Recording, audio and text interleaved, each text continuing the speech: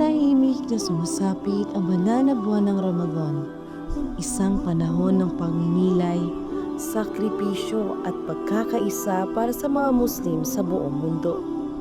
Sa loob ng 30 araw, ang pag-aayuno ay hindi lamang tungkol sa pagtitiis ng gutom at uhaw, kundi isang malalim na pagsasanay ng pagpipigil sa sarili, pagpapakumbaba at pagpapalakas ng pananampalataya. Sa panahong ito, ang mga Muslim ay mas nagiging mapanuri sa kanilang pagkatao. Mas pinaiigting ang kanilang koneksyon sa Diyos, mas pinahalagahan ang pagkakawanggawa at mas pinapalakas ang ugnayan sa kanilang pamilya at komunidad.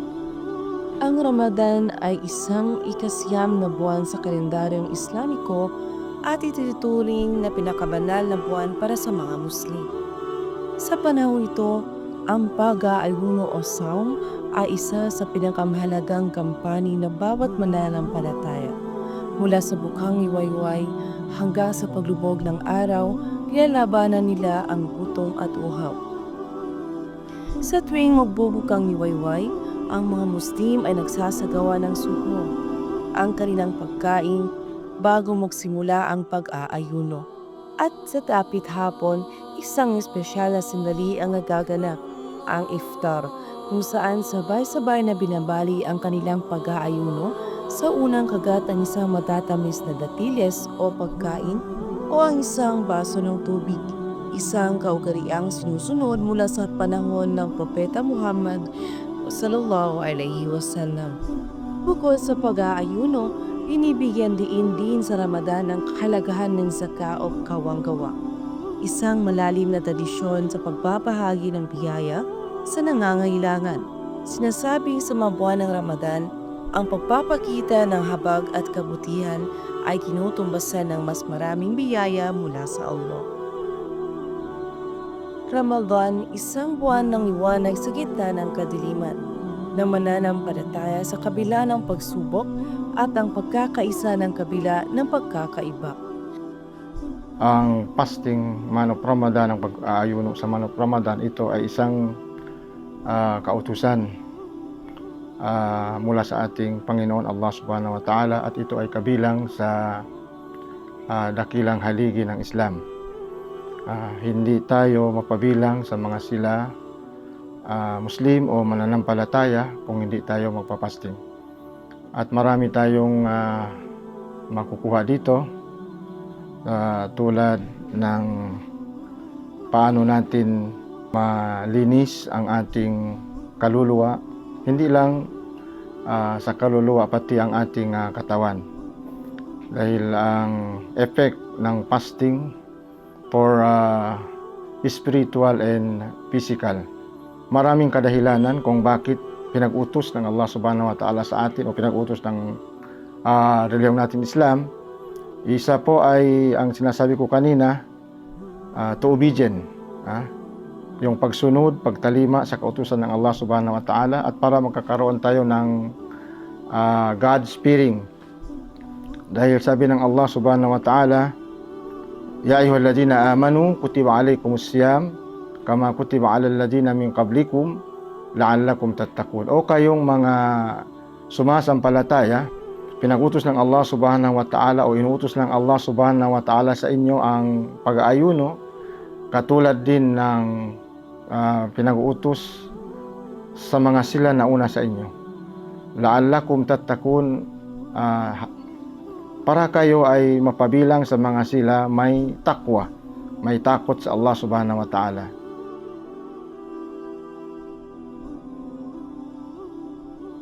At bilang tanda ng pagsalubong sa banal na buwang ito, isang makulay at makahulugang tradisyon ang muling isinagawa ng Isabela City. ang Ramadan Light Switch On na pinangunahan ni Mayor City Jalet Robin Hataman.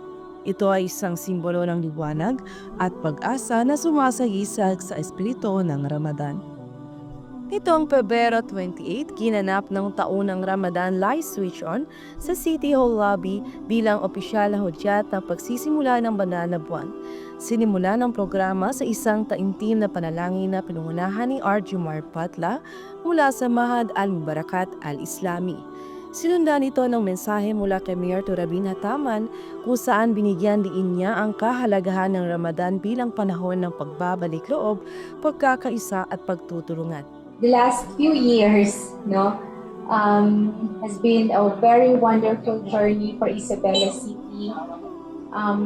Paulit-ulit ho yung mensahe natin, mensahe ng pagkakaisa, mensahe ho ng pagsama-sama. May this Ramadan bring us moments of reflection, finding our inner compass that will continue to guide us, inshallah. May this strengthen our connection with each other. Nabigay rin ng inspirational na talumpati si Dr. Alzad Sattar, isang profesor mula sa UP Diliman Institute of Islamic Studies at Vice President for International Affairs ng Basilan Supreme Ulama Council. 3-year po ginagawa as a sign of unity, as a sign of solidarity, dahil po tayo ay naniniwala ang lahat ng sangkatawan ay galing sa isa lang, galing sa God Almighty, galing sa Diyos. Ipinaalala niya ang diwa ng Ramadan, ang pagiging matatag ng pananampalataya, ang kahalagahan ng pagbabahagi at pagtanggap sa mga hamon ng buhay ng may kababaang loob. Ang pinakahihintay na bahagi ng programa ay ang sabayang pagpapailaw ng Ramadan lights sa iba't ibang bahagi ng lungsod, Isabela City Hall, Plaza Misericordia, Plaza Rizal, James Walter Strong Boulevard, Isabela City Park, Puerto Pego at Aguada Bridge. Sa isang iglap, lumiwanag ang mga lansangan, animoy nagpapahayag ng isang panibagong simula, isa ang Isabela City na nagkakaisa sa pananampalataya at pag-asa. Alhamdulillah, events like this, important talaga, mahalaga po talaga siya para sa Isabela City. Alam po natin na ang Ramadan is incredibly important. Mahalaga po yan para sa mga Muslim kasi ito po yung month ng forgiveness, ito po yung month ng mercy, na humitawad galing sa Diyos sa lahat po ng nagagawa natin. So, it's nice, maganda po talaga na may program yung city para sa ganitong napaka-important na event para sa large, significant part of the population sa Isabela. And sa larger scale, yung participation, active participation and encouragement ng city sa mga iba't ibang kultura, iba't ibang religion. Kasi alam po natin, ang Isabela City kasi hindi po siya isa-isang klase lang kung yung mga tao dito. Everyone comes from different backgrounds. Other than yung sa religion lang, which is yung mga Christians, yung mga Catholics, yung mga Muslims, and so on and so forth, iba-iba pa yung mga tribo natin, iba-iba pa yung mga backgrounds natin dito. So, yung isang maganda po na ginagawa natin sa Isabela, yung nakikita ko pong ginagawa ng Isabela City Local Government Unit is, hindi po natin yan tinatago. Hindi rin po natin yan tinatalikuran. Instead, ipinagmamalaki po natin yan. Kung sa mga ibang lugar pa, ang pagkakaiba ng mga belief at mga kultura ginagamit pa upang mag-separate, upang i-distinguish ang isa't isa at kumuha ng kay papano differences. Yung atin po sineselebrate po natin ang differences. Kung ano po yung natutunan natin sa isa't isa, minsan nagnaihita pa natin at natutunan natin para sa sarili natin. So yun po, inshallah, patuloy po yung mga programs na ganito ng Isabela even long after na ng administration na ito. And let's make this something that is the identity of Isabela. Yung Happy Isabela will be multicultural and multicolor. Para ka ako mahal ka doon ka to in Ramadan, pasal hambukan wajib ka to Muslim in magpuasa. At the same time, kadilan di sab kami usaha. Bag every Ramadan nag-uusaha kami rin di hagwa. Magsukul tuod kay mo Mayor, sindilan mo kami chance makausaha bulan Ramadan. Magsukul tuod. Yes, pinakamalaga talaga once a year lang po ito ang Ramadan. That's why nag-e-effort kami nagluluto para may mabibili lang para sa future ng mga tao.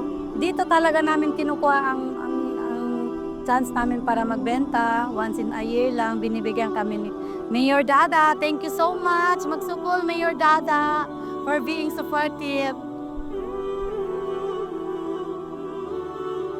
Una-una po, nagpapasalamat po tayo sa Panginoon na Diyos.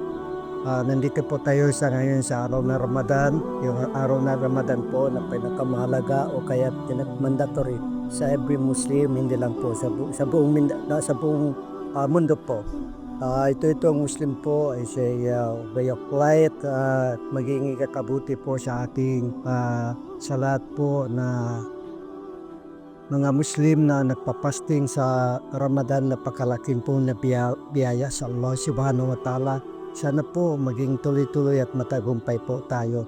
Hindi lang po ito para ito sa atin sa basilan, kundi sa buong mundo po itong mandatory na Ramadan Kareem ay kinakailangan po na nakakaroon po tayo na sana po maging matagumpay po tayo.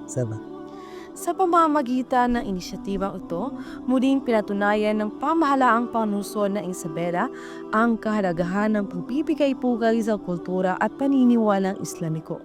Isang pagkilala sa diwa ng Hab Isabela. Isang lungsod na nagkakaisa sa pagkakaiba, umunlad sa kapayapaan at nagmamahalan sa kabila ng pananampalatayang kinabibilangan. Habang nagpapatuloy ang pag-aayuno at pananalangin ng mga kapatid na Muslim, naway magsilbing inspirasyon ang liwanag ng Ramadan light sa bawat isa sa atin. Isang paalala na sa gitna ng dilim may liwanag ng pananampalataya, pag-asa at pagmamahal. Mula sa Isabela City, Ramadan Mubarak sa lahat. Ito ang Serbisyong Damang-Dama.